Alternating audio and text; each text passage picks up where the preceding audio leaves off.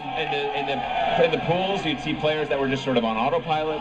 They weren't making adjustments to their opponents. You don't see these guys here on the finals, on the semifinal stage.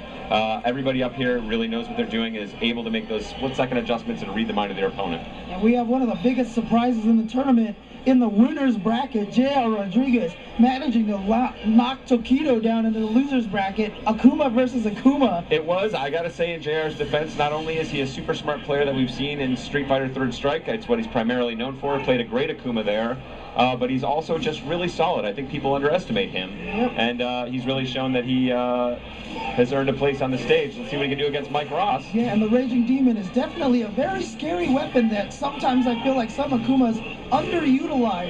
J.R. Rodriguez willing to take the risks to try to land the demons, and I think that's what got him the wins versus Tokido.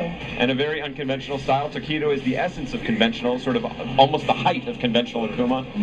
JR, a very surprising, unconventional player, plays in his own style, makes a lot of surprising choices. And again, let's see if Mike Ross can make the adjustment. He may have some experience against JR as another Southern California player. Oh, nice, chasing that jump back with the roundhouse butt slam. Lands the Ochio throw. Mike Ross with all the momentum now. But he's got to be careful of that Raging This is the Demon. Tatsu. That Raging Demon can even this fight out really quick. Ooh. Very gutsy. Ooh. I don't know what that was, but I don't think that's what he had intended to do. No, I'm going to say that was probably a mistake, maybe some early nerves I actually in this think match. that was a straight up jump into Demon landing. That Knowing anybody else, I would never believe you, but knowing JR, I think that could be a possible setup. Because he whipped the jab when he jumped straight up, so I think that was the demon code that he was inputting. One setup we may see for the Demon that I have seen J.R. Rodriguez use in the past is to do a red fireball with Akuma and then FADC forward as a Honda player jumps over it. I've seen that specific setup against Honda by him in the past. JR, incredibly creative player, again, making some unconventional choices here. And Mike, I don't know about that. Can you follow him? Yes, indeed. JR says he is the master of the Demon. Mike Ross, I'm a little bit confused as to quite what he thought he was doing there, burning both his super and his ultra right in a row. Both players seem to be a bit on tilt here. Oh, Mike Ross with a quick comeback there. Strangely enough, Mike Ross will get most of his meter back from burning his super because of the Raging Demon. There were many surprises there at the end of that round. None of that was by the script. It was all free form. That was a slug match, is what that was. That was two players absolutely just slugging it out. And Mike Ross has got to be careful now because JR has a full meter. You can't jump away from that super Raging Demon. He activates it right next to you. It is a zero frame grab. If it activates right next to you, you will get grabbed. Yep. And we no don't jumping out. And you know JR's going to be looking for that. Nice combo there for Beautiful Ross. stuff, beginning, of course, with that jumping strong. And it's important to note that this life gap is even larger than what you would see on the screen because Honda has more health than a normal character and Akuma has much less. I've seen Akumas land 2 demons in a row, so that would catch him up. Let's see if JR's got some gas left in his tank. Oh! Not sure what he was going for there. I think that was going to be jab, jab, walk up, Raging Demon. I think that was the plan. Mike Ross was just going to have none of that. Well, normally when you see Akuma players try those tricks, they try to whip the overhead first to make sure they don't throw out a move that makes them block by accident. I didn't see JR do that. I think he might have second-guessed himself. Mike Ross firming back up, looking very solid suddenly.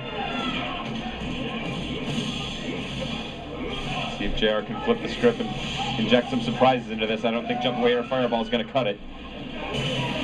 Wow. It's going to take a little more creativity. But if anybody's got creativity, it's JR.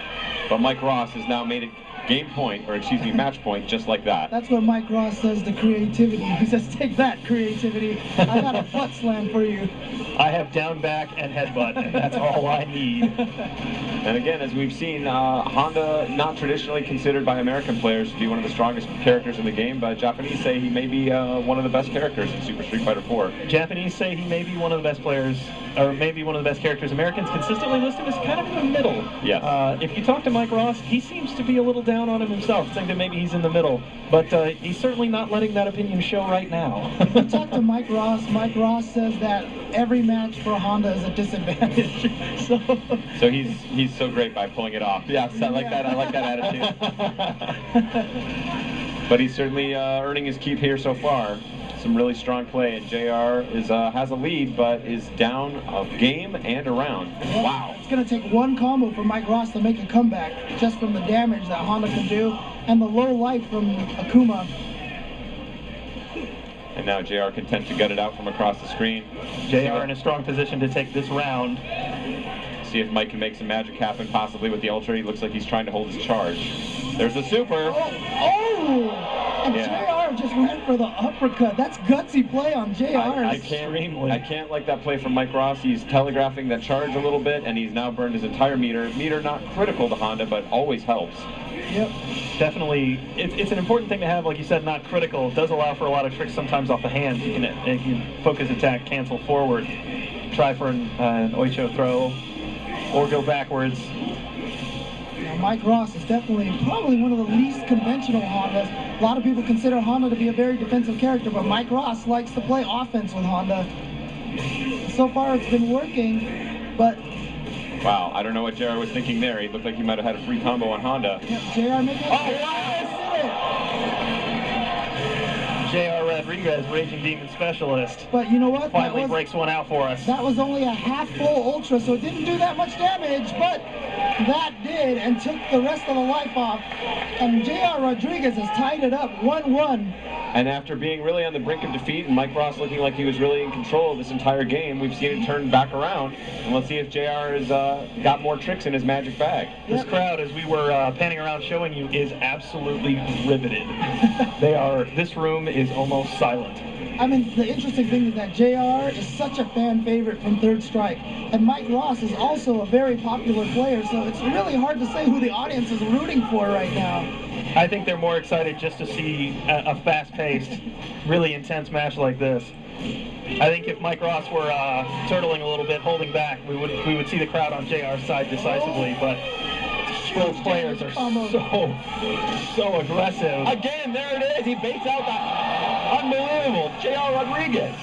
Boom! And there it is. The heaven symbol sending Mike Ross to hell. That's Raging Demon number 3 for those of you taking count at home, folks.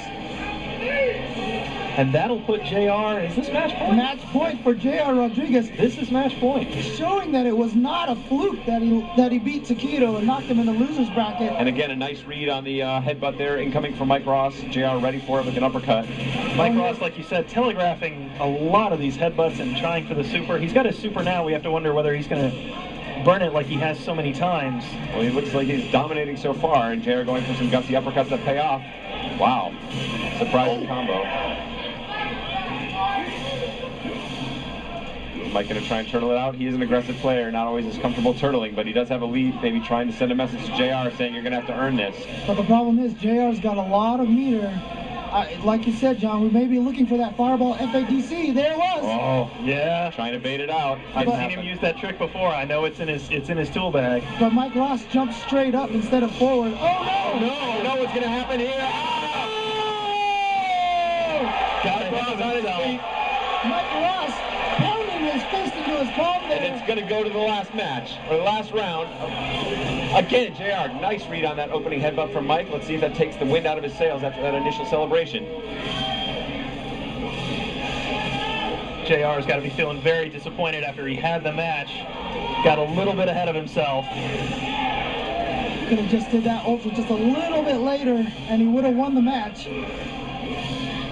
You can't think about that now. It's dead even. Nice jump straight up here. Such a good zoning tool for Honda.